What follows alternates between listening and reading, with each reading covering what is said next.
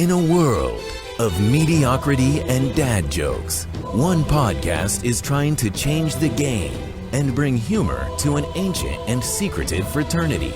You are about to witness the lighter side of Freemasonry through the eyes of modern Masons. Prepare yourself for the action. Prepare yourself for the adventure. And prepare yourself for another episode of Level with Us, recorded live in front of a studio audience. Listen up!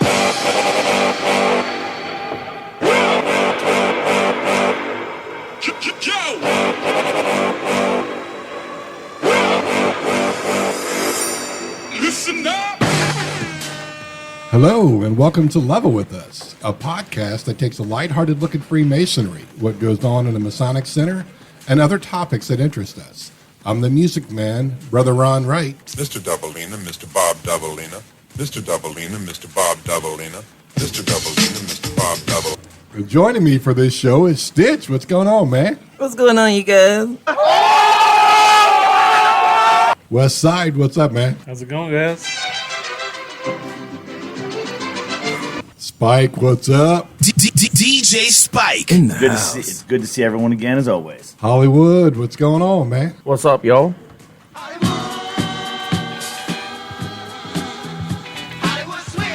Big Sexy's in the house. What's going on? What's up, y'all? I'm dead sexy. And from ST Kendall Lodge, number 153, we've got Brother OG Bobby Johnson. Yes, sir. OG, Bobby, Josh. OG, Bobby, Josh. OG, Bobby, Josh. OG, Bobby, Josh. And we've got Brother Queen. What's up with you? What's up? What's up? All right, well, now the gang's all introduced. Let's do the show. I guess it's over to me, and I wasn't paying attention as always because I'm busy picking my nose or something. Epic All right, fail. so I don't even know what we're doing today. What's going on? It's the one where we talk about famous Masons. Oh, that's right. That's right. You know, Our if I had favorite famous Mason. my notes are quite awful. I'll throw that much up. But yeah, today we're going to talk about the contributions of certain men in Masonry to the world and what they've done. So there's been many men, many Masons over the history of time who have made major impacts on the community in general, for this country, even around the world. Because Masonry is not just about the United States of America; it's also about England and all through Europe, and Asia, stuff like that. Because we have a lot of friends who are Asian Pacific Masons out of the Philippines. So I'm going to start off.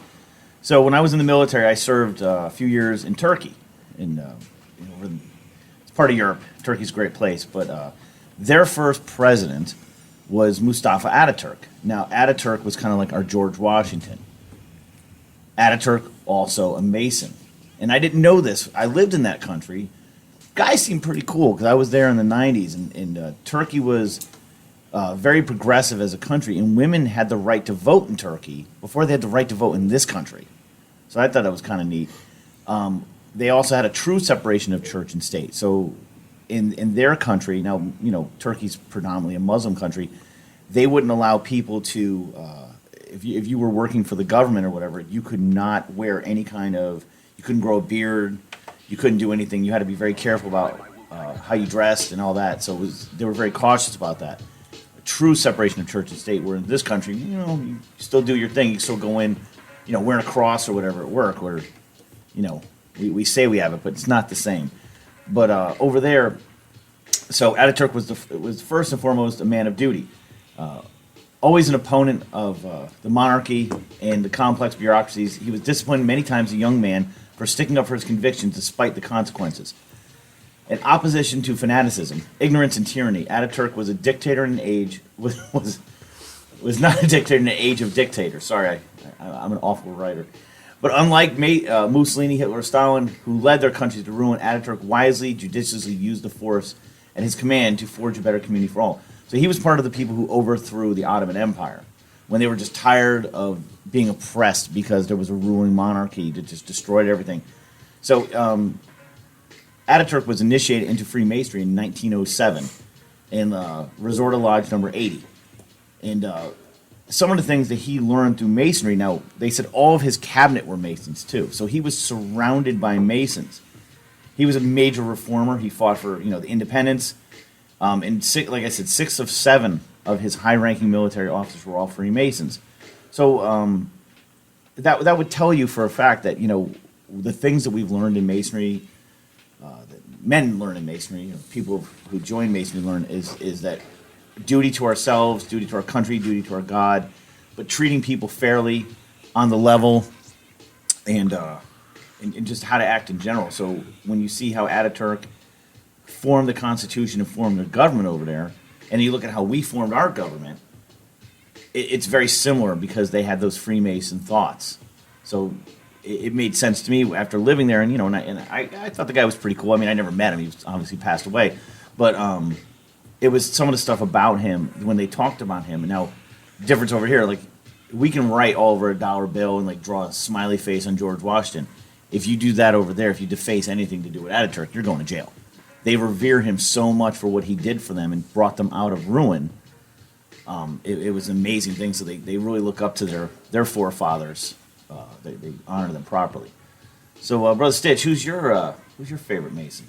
Well, lately, like I had one Mason in mind, but then I don't know, I was having like pretty rough week. So I was like, you know what? I was swamped at work. I had so much stuff to do.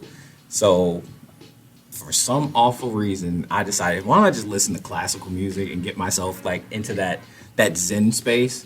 So I changed my mind and I changed it to Amadeus Mozart. And one of the reasons why was I had YouTube playing on my phone, and the Volvo commercial came up, and then it had classical music in it. Now, come to find out, the song they were playing was the Queen of the Night's aria from The Magic Flute by Mozart. Now, Mozart came up during the Age of Enlightenment in Europe, where you had all these notable men that were coming up with all these ethics and morals and philosophies and stuff like that. So after doing more research on that song, come to find out that's an actual Masonic song. And doing more research, he made other Masonic songs like the Mason's Funeral music and Mason's Joy. But what was the name of the song? So Rock Me Amadeus. Yeah. So the Magic Flute in German, I'm pretty sure I'm going to butcher this, but it's Die Zauberflöte. Close. D's? Yeah. So These nuts. So the funny thing about that song, and you can see it in the movie Amadeus, his friend Emmanuel, I'm not even going to pronounce his last name, but he was also a Mason, and he was a theater producer, and he actually hooked Mozart up with playing his the Magic Flute in his theater. I bet he did. Yeah. So I bet you he did. So anyway,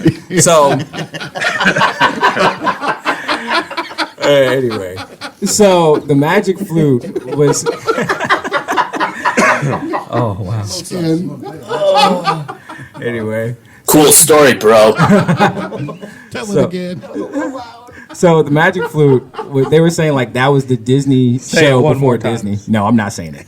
So they were saying that was the Disney show before Disney because it was. What kind of flute was it? No, the Magic Flute. Cool story, bro. Magically delicious. So the story was supposed to be like the Disney show before Disney because it had a prince, a princess, dragons, and evil queen and all that other stuff. But the song is actually the initiation of Enter the Apprentice. Wow. Yeah. And see that I don't remember playing a magic flute at my EA. Well, Unless I'm not gonna get into it. I'm gonna stop. but there were so many allegories veiled in it. You'll find a lot of Masonic symbols, even in the writing of the music, the musical notes. Trying to remember. But yeah, the song. But also even deeper than that, it was a political message also, because at the time Maria Theresa was actually going against the Masons and was trying to get the Masons out of she was trying to destroy them. So they were he depicted Maria Theresa as the Queen of the Night. So it was also a political message too.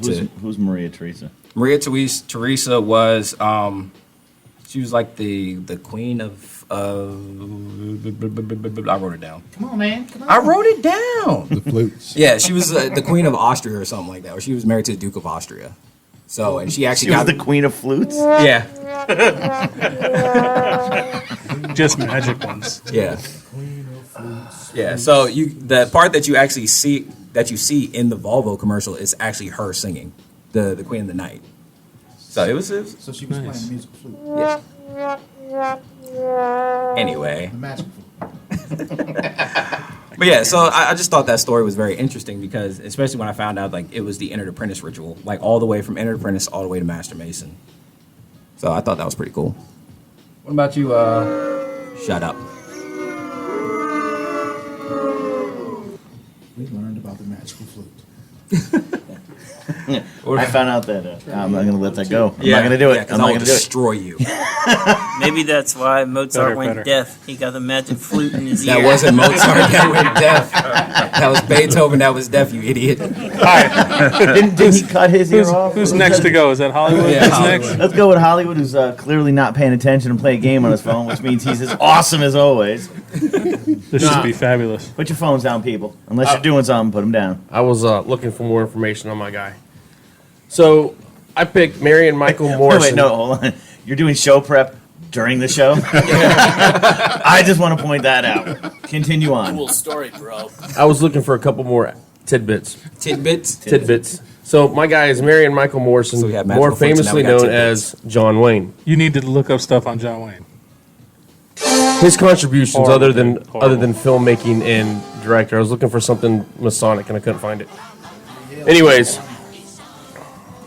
great, thanks. He was born 5/26/07 and died 6/11/79. What? Yeah, He died in the 70s? I thought he was... yeah, 1979. He earned the nickname Little Duke from a firefighter as he passed the firehouse, and he dropped the little and took the name Duke because he didn't like his name Marion. He was a member of the local DeMolay in Glendale. He earned the DeMolay Legion of Honor in July 70. He was initiated July 9th, passed July 10th, and raised July 11th in 1970. I thought that was kind of cool because it took us all a while to get raised, and he was raised in a weekend. Well, back then they didn't have the catechisms we have now. And also, was he a celebrity at the time? Of course. Yeah. Yeah, so you know what I mean? You got to think about it sometimes because we know Shaquille O'Neal became a Mason on site, but at least he was like, I'm going to go back and do it on my own, and he still went through the 3 degrees. But He was a member of Marion McDaniel Lodge 56 in Tucson, Arizona. He joined the Scottish Rite and became a 32nd degree. wow. He was a York Rite, and he joined the, I'm going to butcher this, but Maleka Shrine Temple Don't hurt yourself. in L.A. He also received the Congressional Gold Medal for being an iconic American on his birthday in 1979, just 2 weeks before he died. Wow. Nice. So next we're going to go with Big Sexy. What do you got for us today? My famous Mason is, of course, Buzz Aldrin. Who was the pilot of Apollo 11, the first mission to the moon, the first moonwalking Allegedly. mission. Allegedly. Yeah, didn't the Mason stage that? Yeah, Stage the moonwalk. Happened in a Hollywood basement. In Yeah. Jeff's backyard. in a swimming pool. But he was Buzz Aldrin was a Mason from Clear Lake Lodge, number 1417. He was a Scottish Rite Mason, and he was also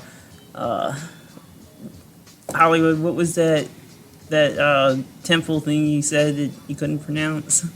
Yeah, that shrine temple in, Yeah, he in was. L.A. He was in that also. I mean, The ignorance is spreading across this room. Here, just pronounce that. Cool story, bro. but I mean, he. Al Hey. Malika? Yeah. Maleka? But he's most famous for, of course, the moon mission. But he also did a lot for science, and he was in the Korean War. He was a fighter pilot, and a big time in the Scottish Rite, and he actually was a member of 3 different lodges. He was raised in Alabama. He was passed in another lodge, and then he finished in Clear Lake. And then.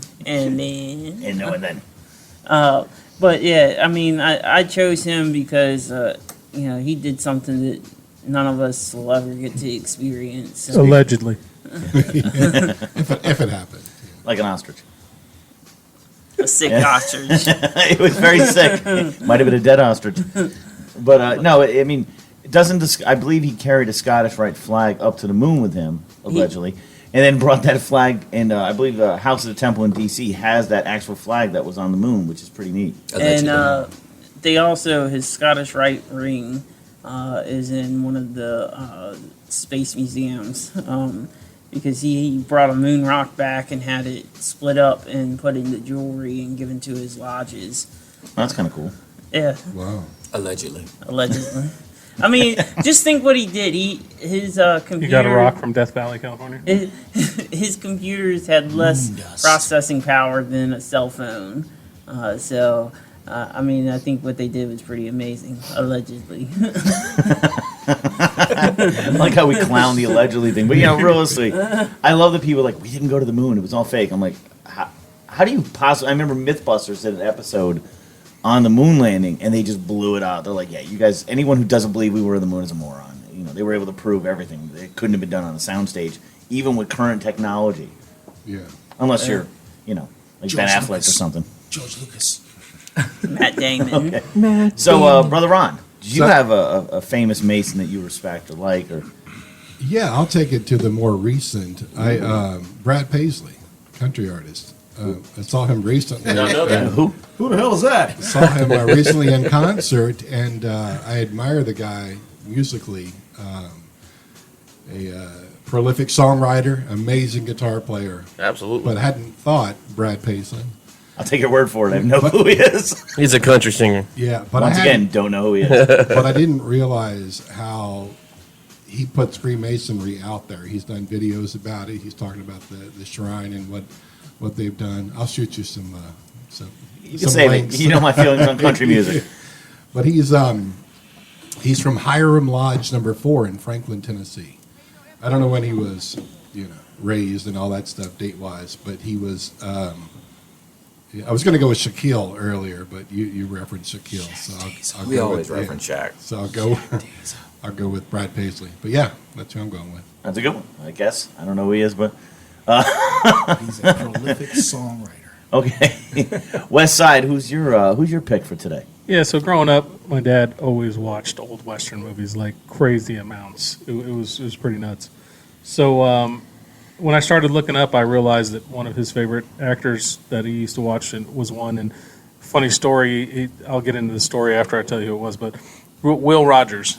He was a famous cowboy that ended up becoming a Mason. Becoming. And he came at Claremore Lodge 53 in Claremore, Oklahoma. And the lodge has actually been renamed to Will Rogers Masonic Lodge now. Oh, that's kind of cool. That's cool. But at that time, so in the 1920s, he actually traveled around the world like 7 times, which was unheard of back then. He was syndicated in like 4,000 newspapers around the world, where he wrote articles in 4,000 articles that were syndicated, around the world.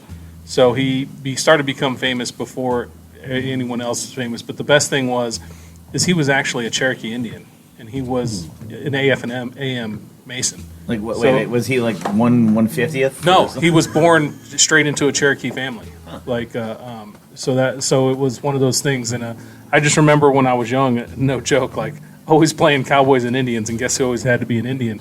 And I wanted to be a cowboy, and my dad would use him as a reference on how I could be a cowboy, because he was an actual Indian that was a cowboy, and he was so big and famous. He died in like 1935 in a plane crash, but like the world famous Roy Rogers took his whole image from Will Rogers.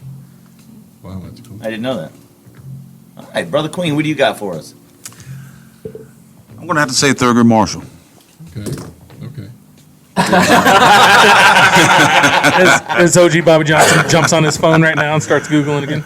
I see there was coordination. There's something about that side of the room. People keep taking other people's answers. Yeah, born in 1908 during a turbulent time for Black Americans. I mean, you're looking at a guy who grew up during segregation and came up through the ranks and devoted his life to change, working for the NAACP and really pretty much one of the pioneers of dismantling Jim Crow and dedicating his life to defending the people who were wrongfully convicted and then later on being appointed to the Supreme Court. I mean, it's just phenomenal. And the contributions that he made to not just blacks, but, our society in general that, brought light to the fact that, we're all human, we're all endowed, certain inalienable rights, and he lived that. And, to actually dedicate your life to duty and service to make a change, I think was just remarkable. And I think that legacy that he left will live on forever. You have buildings, roads that are named after this gentleman. He's inspired countless people, actors and other people. He's paved the way for so many people that I don't know if we'll ever see another person like that in our lifetime. It's you're probably right. I mean, it's the world has changed so much since those days that the chance of making huge changes in society are nearly impossible these days. I mean, we're trying as Masons to make changes in the community to make it a better place, but we'll never have the impact that like someone like him or other people who've done amazing things over life can ever get to there. I think the great thing is though, people like that spawn other people in generations. I mean, they have a leader like that to look up to. So I think you will see somebody like that come through later, but it's because of a great person like that who paved the way for him. So OG Bobby Johnson, what do you got now? Who's your backup answer? Who's your B answer? The B one. So here we go. I'm going to say the members of St. Columba Lodge For making this podcast are the famous Masons, because if it wasn't for the work that we do in the community, we affect a lot of people. So agreed. I'm gonna go with the members of these two lodges. he's just giving a political answer. So you can on another episode. I think we're gonna have a name change to St. Kendall. St. Kendall 151 and a half. 151 and a half. We got to combine to 150 and 153. Well, we all know, the cool thing to me is when I started doing research on this one, everyone knows all the politicians and founding fathers that were all Masons and stuff. But the ones I didn't know about were I didn't know Nat King Cole was a Mason. Oh, yeah. I didn't know Sugar Ray Robinson was a Mason. Oh, yeah. I didn't know Bud Abbott from Abbott and Castillo was a Mason. Another one, Arnold Palmer, Hardy from Laurel and Hardy. All these people I started just going through just amazed me. Scottie Pippen. Richard Pryor. Allegedly, they're saying Ashton Kutcher is a Mason. He is. So he's out of some lodge, and his whole family are Masons, and he's part of a lodge. I had the name. I looked it up once, but he's out of some lodge on Iowa where he grew up. But his father, all his uncles, everyone in his family are Masons. And he's been known to show up at stuff, but he's been photographed wearing a Masonic hat in a ring. And if your family, if all your family are Masons, you're not wearing that hat or that ring unless you're a master Mason. Yeah, that's true. If you go That's home, correct. your uncle's going to whip your butt. Yeah. That's right. Well, I didn't know Brad. He brought up Brad Paisley. Yeah. I had no idea that and I'm a huge Brad Paisley fan. I love his Clearly. music. Yeah, you got his poster on your wall. Prolific. Not quite. Next week. Brad Paisley. Which is the exact opposite for me because I have no clue who Brad Paisley is. I'm going to have to Google him later. He's the guy in the commercials with Peyton Manning. You lost me. I don't have cable. You lost me. I cut cable years ago, bro. Edward Jenner, the guy that found the cure for smallpox, was a Freemason. Wow. Not to be. Never mind. I'm gonna, Yeah, that's a close one. Now. That's Caitlin. That was low hanging fruit. That was the magic. And never flute. make the obvious joke. So, Low hanging. Caitlin and the magic flute. Colonel Harlan Sanders, KFC. He was a master mason. well, wasn't Dave Thomas worked for Colonel Sanders, and Dave Thomas was a famous Mason. Dave Wendy's. Thomas, obviously, Wendy's. Yeah. Yeah, Baconator's. it's a lot of famous business owners. People who were leaders in the government, leaders in the community, were Masons. So, 'cause I think Dr. Martin Luther King was a Mason, but I believe his father was. So it was because they always try to throw it as like, no, he wasn't, but his dad was a Mason. So, if I'm not mistaken, but I'm pretty sure I'm wrong or right. I don't know. One of those. Yeah, You got a 50-50 chance. 50-50 chance. Yes, no, whatever.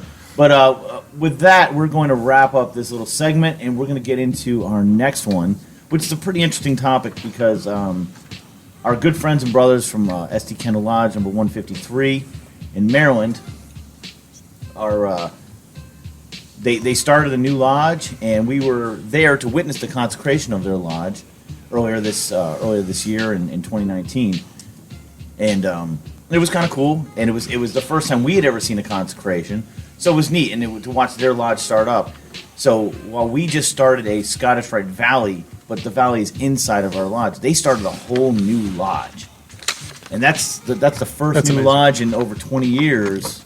29 Yeah. to be exact. Almost 30. Yeah, lodges don't pop up every day. There's only the lodges under our Grand Lodge that have popped up have been traveling lodges, so they're not a physical location like you guys have. They were like a Scouter's Lodge or a St. Floridian, which is a fireman, first responders type lodge. But they travel from different building to different building, Yeah. so they don't have like the same rules that a normal lodge would have, ish. So we're looking forward to getting that into segment 2, but right now we got to pay some bills with the sponsor read.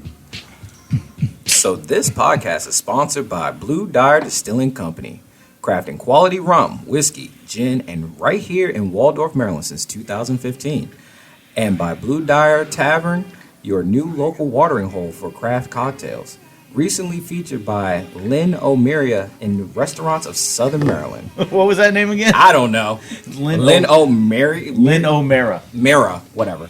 Lynn O'Meara Restaurants in Southern Maryland and in the Charles County Visitors Guide. BlueDyer Tavern is a must-visit destination. Distillery tours, tastings, and craft cocktails. Open Tuesday through Friday, 5 p.m. to 10 p.m. So that's only 5 hours, people. Get your drinks in. Saturday through Sunday, 2 p.m. to 10 p.m. Located at 52 Industrial Park Drive, Suite 15, Waldorf, Maryland. Find them on Facebook and Instagram. You know what we need so now we got the brewery down the street from them. We need another brewery, another distillery somewhere in that area. So we just we can rent a bus and just drive people on the road. Like, yeah. Just hop from brewery to distillery, and we'll get you a sober ride home there. Do a crawl. Or one of those bar crawl bicycle That's things. right. You just pedal. Oh, yeah. Pedal and drink. We should just do that. We'll just get a bike and ride down there. Right down the highway. All right, with that, we're going to end up this segment. We're going to move into the next one. So we will be back in a few seconds. Stand by.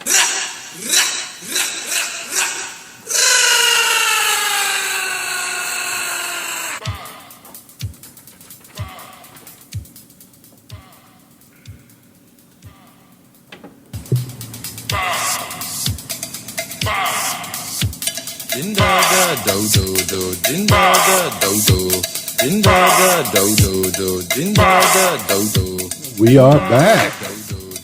So we are back, and we are going to interview our good brothers from ST Kendall Lodge, number 153 in Waldorf, Maryland, under the Grand Lodge of Maryland. We do it. That's horrible. Oh, they're gassing each other over there. That's a beautiful thing. That's nothing better than a podcast when you're in a closed quarters and tight room and someone had beans. It smells like roses. It's amazing. I think someone's dying over there. So, and the worst thing is the man who's doing the interviewing is the one who's dying. I just got gas. But we're going to jump into this. So, where's my master, OG Bob Johnson? I guess the biggest thing I wanted to know at first is how long had you guys wanted to start a lodge before you actually dove in? It's a little over.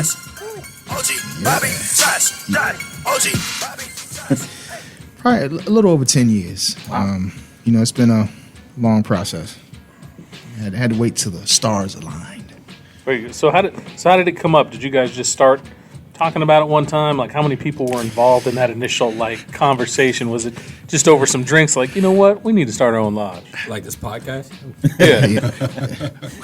It actually was 3 of us on a golf course. I think by the 4th hole we were inebriated, and we just decided, hey, we should start our own lodge in Waldorf. 2 of the original individuals who were with me are members of SD Kendall. They're now past masters. They were out of Beehive, lodge number 66, and I originally was out of Ronald E. McNair, lodge number 146 out of Suitland, Maryland. So yeah, we gave birth to that concept. Yeah, it was a culmination of multiple lodges that came together to form it. Yes. So what were the main factors? Like, what drove you to want to do your own lodge? Was it a travel thing? Were you guys traveling too far? Was it that you just were like, you know what, we just feel like doing it?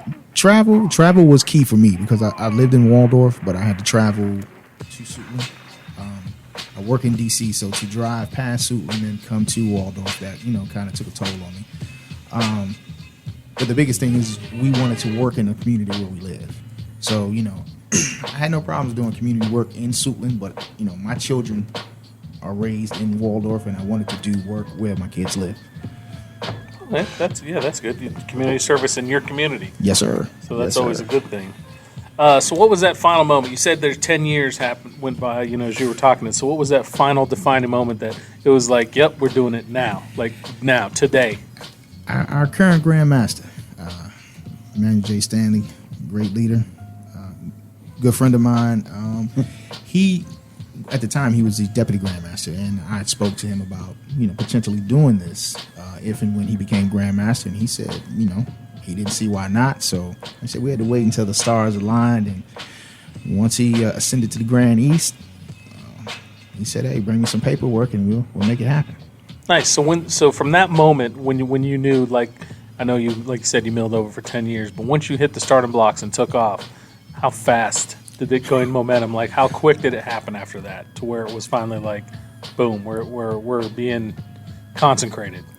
So we normally have our Grand Lodge session the first weekend of December. So the next week, he actually works in the same government facility that I work in. So I went up to see him and congratulate him, and he, kind of cut the conversation short and said, hey, if you still want to start this lodge, you need to bring me some paperwork. So I was like, okay. Kind of put me on the spot. So I said, give me until the end of the month, and I have some paperwork for you, which I did. And, he allowed us to operate under dispensation. And then that December, we actually were. Wow, so that took off quick. Yeah, real fast. So a year. Wow. Exactly a year. So what made you decide, like, location, everything? I mean, how many places did you look at before you decided on the building you guys are in? It's funny. I'm an electrician by trade, and I just so happened to be in there doing some electrical work. And I just asked the owner, and we had a long conversation, and he was like, not a problem. So nice. Now, was it set up like it is now, or did you guys have to put walls in? It was awesome. That's what your lodge is beautiful, man. You guys have that nice the way it is. area when you first walk in. That's nice. And you can go play miniature golf afterwards. Yes, you can. Right next door. So, what was your the first hurdle that you came to after you dropped your paperwork? What was the first little roadblock you hit? Making sure that all the individuals who wanted to be a part of this were financially and administratively set with the lodges that they were leaving. Okay. So it's, everybody operates at their own pace, but, we were under a short timeline to get things done, so we, had to make sure everybody was administratively, in bounds and stuff. So that was one of the biggest things. And then furniture, we didn't receive any, financial assistance from. This was all us. So that was one of your biggest ones. Is getting the backing to get everything together. Yeah. So then you mentioned the other lodges. What lodges in the area did people come from? Myself and a few of us are from Ronald E. McNair, Lodge number 146. All who live in either Waldorf or in Charles County. Like I said, this lodge is in Suitland, so we had to travel. A lot of the brothers are from Beehive 66, who yesterday just celebrated 100 years. Nice. That's being awesome. Yeah, with us. that's right. Yeah, so That's awesome. congratulations to those brothers. Have a couple brothers from Tidewater, 104 in Virginia. So hey, his brother lives in Waldorf and his lodge is in Virginia. So that's a trek. And then a few other brothers who just actually moved into the area and just demitted from different lodges. Yeah, that's what I was going to ask. So did they keep their affiliation with their mother lodge? Did some of them demit and fully commit, or was it a mixed bag, or more so than the other? Or No, we actually had everybody demit. So Wow. either Okay. if you're in this jurisdiction, it's an administrative transfer, but we have a few that actually were from different jurisdictions who demitted in. So Okay. And how did the other lodges? Everyone embraced it. There was no. I know sometimes people might have got some feelings hurt because stuff happens, but well, with anything, I mean, it's you're going to have some ruffle feathers, but we do what we do. So SD Kendall is we're making a lot of noise along with St. Columba. So I that's think- good. That's good. How did you come to the name SD Kendall? What brought the name? That's a great question. There was a great fire back in Boston, and SD Kendall was actually the sitting Grand Master, and he sacrificed himself and ran back into the building to save the original Prince Hall Charter.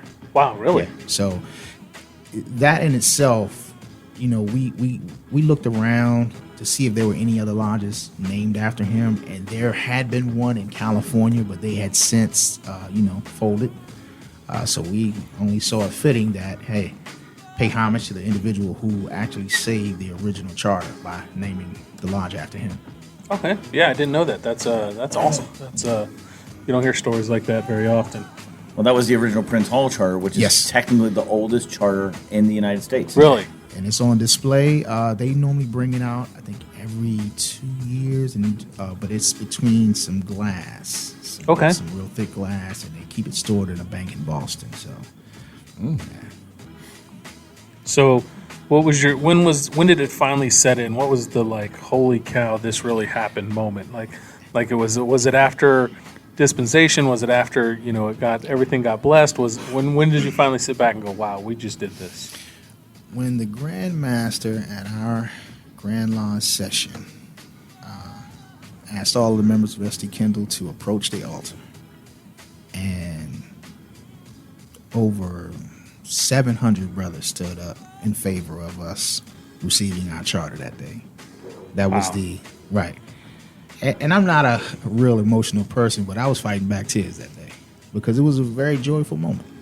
Very joyous moment for all of us, to do something that had not been done in almost 30 years, which is to start a lodge stateside. So, No, yeah, I think it goes.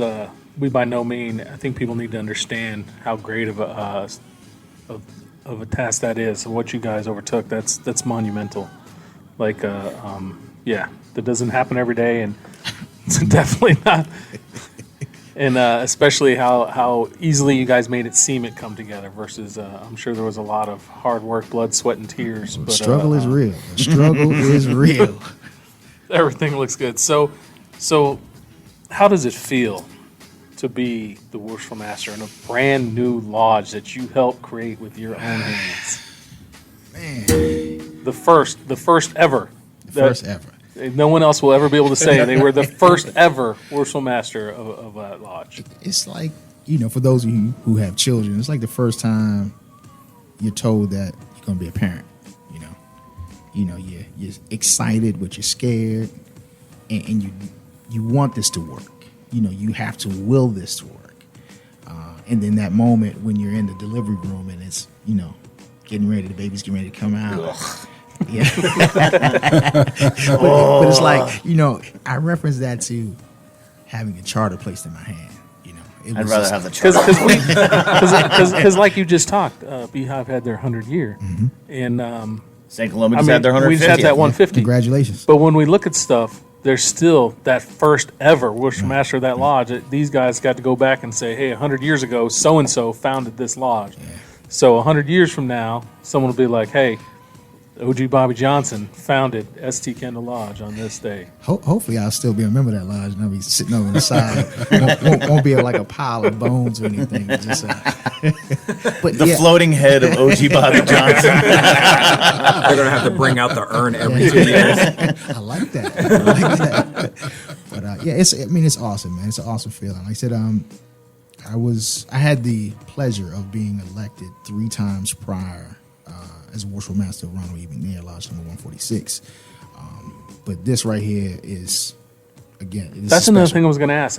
How did you come about elections and everything? Like what's the process of that? Because you're setting up a lodge that doesn't. How do you vote for a Worship Master with a lodge that doesn't exist yet? Like, I'll speak from experience. I'll speak from experience. Says nobody wants the job.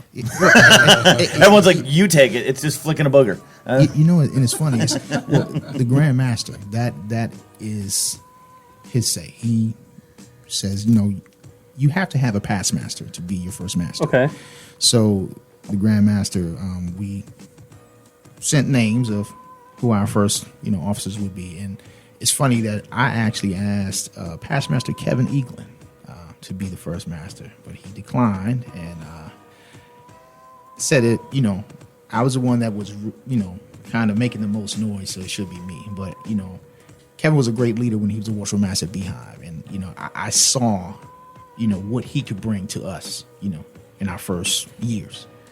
But like I said, he declined, and Well, obviously he saw what you could bring, so he allowed you to fall into greatness there. So, like a good leader should, he knew eventually that, you should fall into that greatness. But, eventually he elected to be our first secretary. And, the secretary's job, by far, to me, the secretary actually runs the lodge. The master's just the one making the Now, will that be you next year? Do you guys automatically go from Worship Master to secretary like we do? That'll be a negative, Ghost Rider. That'll be a negative. See, we rotate from the east to the secretary's desk. Oh, I'm looking forward to being the secretary. And I'll sit wherever the lodge needs me to sit. I'm here to serve the craft in any capacity. But, I would like to, kind of take a break. Because this coming Masonic year will be my 6th year as a Worship Master in 2 different lodges. Wow. So I'd rather want to take a break. So how many? What's your membership numbers at over there at St. Kendall? 9,000.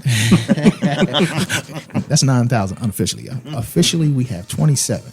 Okay. And this coming December will be our 1-year anniversary of having our charter. So now, have you guys started a class yet? Do you have any? We're accepting petitions right now as we speak. So Okay. we're going to have our first official class this year. And again, they'll be a part of history. Hey, we will try and be at all 3 degrees. Now, if you need some ritual, we'll be at all 3 degrees. If you need some help with ritual, we got some guys who will come in. We can help with the 3rd degree, 1st, 2nd degree. We can do it. Yeah, not a because problem. the ritual is the same for both. Not a problem. Actually, October 5th, the Furious 5th Masonic District will be doing our low veil raising. Yeah, we so wanted to go. We have our Harvest Home Day that weekend, or else we would be there. Yeah, St. Kendall will be doing the 2nd section. Yours truly will be Hiram King Tire. Nice. Nice. So we're gonna put on a show. We actually have costumes too, so we're gonna put on a show. That's good. I remember the last time we talked, you were about to have your guys' family picnic. How did that go? Matter of fact, it was the weekend after you all had yours. It was actually awesome. It was a lot of work. Now, was that just yours, or did other lodges? No, it was the 5th district. Okay. Yeah, it was open to anybody. Anybody just appreciation for Family and Friends Day. Anybody could have came. I had plenty of food. We had Job's daughters that day. So how many lodges are in that district? 4. It'd be Victoria 71, Dunkirk 77, Joseph A. Egan, Lodge number 104, and the greatest lodge in Waldorf, St. Kendall Lodge number 153. Nice. We'll go around the room. Any brothers got any questions? I got a question. So we started the Scottish Rite Valley this year. In order to get our letters temporary, same as you're getting your temporary, we'd have 25 guys. Mm-hmm. What was the minimum number? Now, we know, Masonically you need 3 Master Masons, but realistically, how many Masons did you guys need? How many Master Masons did you guys need to, get that dispensation? 12. We just needed to have all the seats filled. And that was it. We had but I think we came in with 25. So we had Oh, more, yeah. we had more than what we needed. So I mean, and not everyone who was a part of the initial process came over with us. There were some individuals who were hesitant, were a little leery, and wasn't sure if this was going to work. Our motto is failure is not an option. So we made it do what it did. It's a good motto. Well, honestly, strategically, and where you guys are, it's like a Waldorf was dark as far as there's no Masonic lodges there. So when we heard there was a new lodge in Waldorf, we're like, what Grand Lodge is under, first of all? And then we're like, because someone is finally smart enough to put one in Waldorf, because we're down in La Plata. We're far from Waldorf. The closest lodge to us is in Indian Head, and we're, there's a distance between us. And then we have Hollywood down in, Southern Maryland, and then we have Camp Springs, Oxon Hill. But there's nothing between. If you're going down 301, there's nothing between La Plata. There was a big void there for a long time. And again, like 10 years ago, the question had been posed, can we do this? We were told no. Like I said, we had to wait till the stars aligned. So we had to wait until we had the right Grand Master who has a profound vision to say, hey, you bring me A, B, and C, and we'll make this happen. So now, when you were operating under your letters temporary, before they would give you your actual charter, did you have to go through a proficiency, or did you have to prove to them you could open and close the lodge, all this stuff? So before we got our dispensation, we actually met 4 times a week. Oh, wow. We did that on our own. I actually am one of the instructors for the School of Instruction for wardens. So, I assist in teaching the individuals who will become future masters of their lodges. So we have a strict curriculum, and that's what was applied. So you're saying the guys in their lodge better have their yes, sir. ritual down tight. Yes, sir. So between OG Bobby Johnson and old Matt Jones, they're probably scaring the hell out of people. 'Cause Matt comes here all the time. He's an honorary member of our lodge, and he does some ritual for us, and he kills it. He scares us sometimes. Okay. What is 47? It's a time check. Yeah. There's I'm not going to make a clerk's joke. We'll just let that go. Now, I got a question. So I'm a fairly new Master Mason, but one of the things that I've noticed... Fetus. Okay, Crypt Keeper. But one of the things that I noticed that certain lodges have certain traditions. Mm-hmm. What is SD Kendall's? Like, what are your traditions that you're trying to set? That's a good question. Again, we try to support everybody. So if you see one of us or all 27 of us, you're going to know that we were there. So we want to make a presence. We want to make our presence felt, wherever we go. And then whatever everybody else brings to the table, we can. Again, this is our first year, so we're gonna have a lot of traditions. But in my mind, that's one of them that we want you to know that we were here. When do you guys meet? We meet on the second and fourth Monday at 7:30. Gavel sounds at 7:30 sharp, and our communications normally last about an hour. And come hungry. Yes, please come. Question: next time we come, do we not have to work in the room? Because I really hate working in the room. It's like just as long as you're in there before we open. We were at Cartwright the other night, and we know everyone there, and they still made us walk in. I'm like, work in. I was like, oh, come on, don't do this to me. Well, some of the other jurisdictions do, like DC. You love to see them do that thing. Yeah. So if you're doing something special, I want to see you. So this isn't a question. It was more of a comment from that night where your lodge was consecrated. We were invited to come as guests. We show up thinking that it's just going to be a normal night. And we get hit with, hey, this is what's happening. So I want to show my appreciation and say thank you for inviting us to such an awesome and historical event. Yeah. What was the question? Suck up. I said it wasn't a question. As we were sitting It's a there, we comment. knew something was up when we were sitting there, and all of a sudden these Grand Lodge officers started walking in. We're just like, what's going on? Yeah, we got there that night, and I'm looking, and every Mason I know in the area is like, I'm looking around like okay, there's Doug, and he's from Victoria Lodge. I'm like, every lodge is in the area. I'm like, why are there so many people here? We're just coming to hang out. This place is packed. The parking lot was full. and that was by design, because we had came to visit, and I extended the invitation. That was by design. We wanted to celebrate with everybody, so that was by design. Right. Well, we were gonna, even if we we knew we were coming, but we didn't know, so it was kind of cool. We were blindsided by that, but it was awesome. All right, well, I want to say thank you again to OG Bobby Johnson for being a guest today. Sir, and, yes, sir. We look forward to having you on plenty of other podcasts. And I will be here. Do we have any more sponsors that we'd like to talk about tonight? We got bills to pay there. Go ahead. Who wants to read it? Go ahead and read it there, Keen. Oh, crap. There goes that sponsor.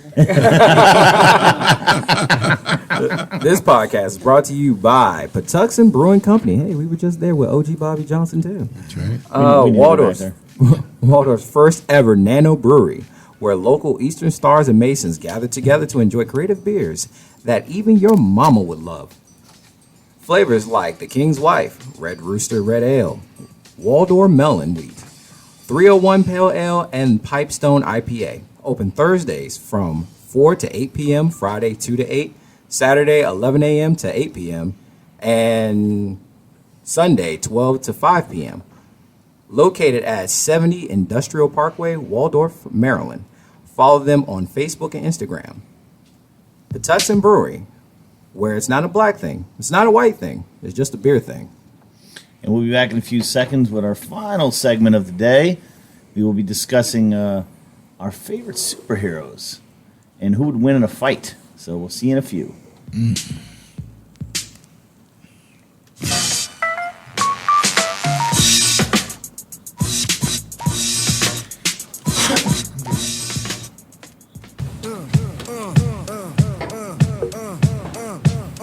Check the rock.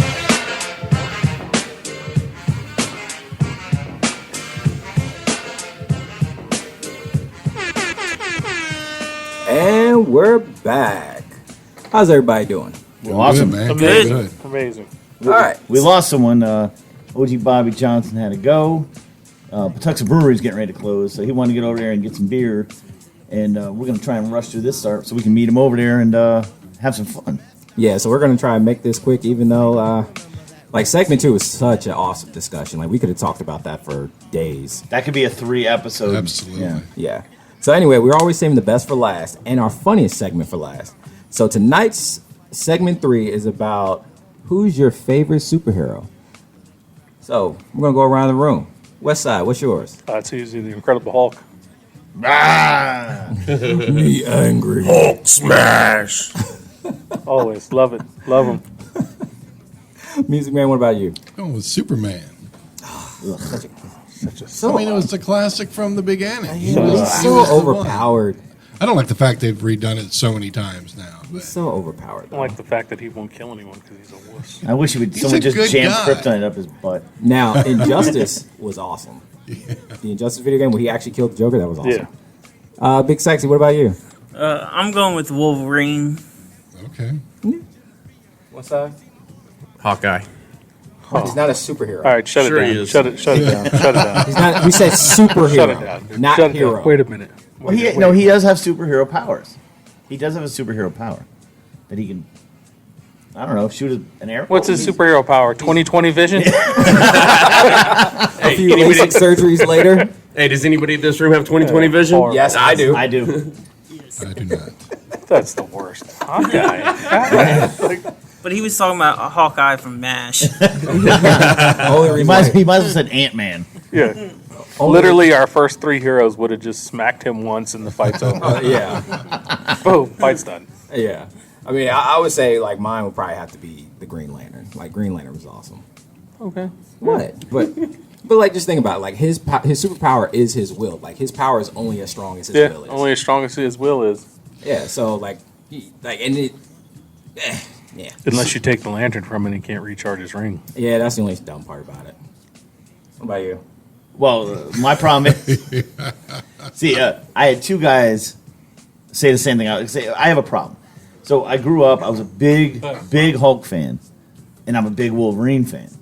And some of my favorite comic books when the 2 of them would fight each other. Yeah. So my problem is who do I say is my favorite? Neither.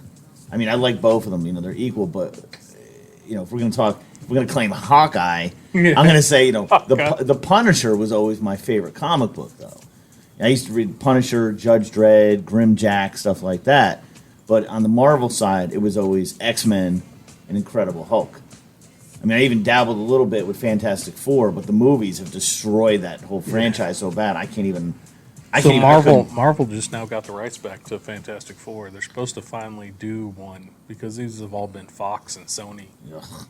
Yeah, and they were all hot garbage. You know what they should do? Another Spider-Man movie, because I haven't seen the origin story enough in the last 15, 20 years.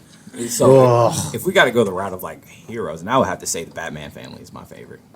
Once again, overkill. They've done it too. If I have to see another Batman origin movie or another Superman movie. Did any of you guys ever read the comics when DC and Marvel, like in the 80s, did a crossover? They did like a 3-series crossover. I did that. I saw that Batman versus Spawn crossover. That was awesome. That was good. So they had it to where the heroes like morphed into one. Like the one that I know comes right off the top of my head is Dark Claw, and it was Wolverine and Batman.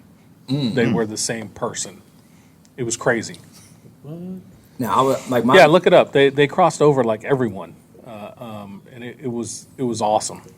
So yeah, I'm digging like one of my new favorite like heroes now is probably the Red Hood from the Batman family because like unlike Batman, because he just whoops up everyone. Yeah, he's not afraid to kill anyone, and they have that dialogue in the comic books where it's like I will be what you're not. Like everyone who's died because of the Joker is your fault because you failed to kill him. Like, how many times are you going to put him in Arkham, he's going to get out, and he's going to cause havoc again? That's my biggest disgust with the DC universe. With Superman. DC in general. Superman never kills Lex Luthor. Batman never kills the Joker. So it's always like, it's the same crap. Every few years, the same cycle. He gets out. Oh, my God. It's like a soap opera. The greatest thing I remember as a kid, what made me turn from Superman is literally that dumb old TV show, the black and white show, where Superman stands in the window, gets shot 6 times with bullets, stands there, takes it. The bad guy throws the gun at him, and he ducks. Like, how horrible is that? Yeah, but you're talking about the DC verse. The Green Arrow didn't just lock people up; he put arrows through people's backs.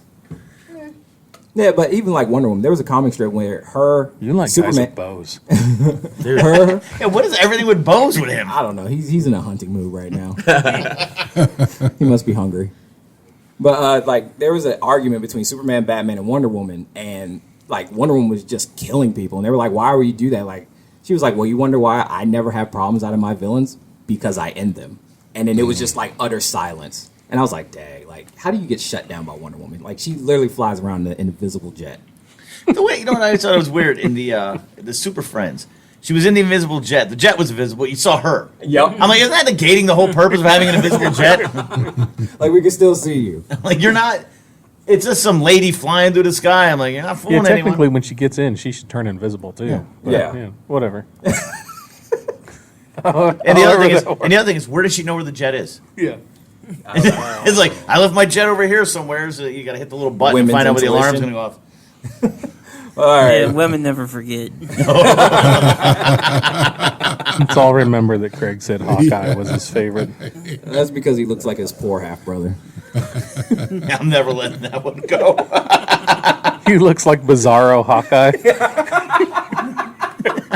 He's a low budget Hawkeye. I just remember that we were talking about even doing the comic book one. We're like, we talked about other people. We're like, oh, we should do this guy or this guy. We went, no, they're not really superheroes, so let's not even bother with that guy. And then, what do we got? We got Hawkeye. Yeah, Hawkeye. All right, everyone. So thank you for joining us for an awesome episode with SD Kendall. And Patuxent Brewing and BlueDyer thanks you. So please check those guys out on Facebook and Instagram. Check out SD Kendall and St. Columba on Facebook and Instagram. And this is it from the guys from Level With Us. So I'm Brother Stitch. I'm Brother Spike. West Side. Music Man. Big Sexy. Hollywood. And we are out.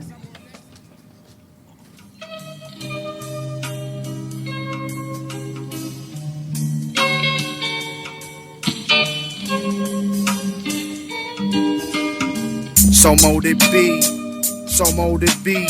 Shout out to all my brothers through Freemasonry. Let's meet on the level.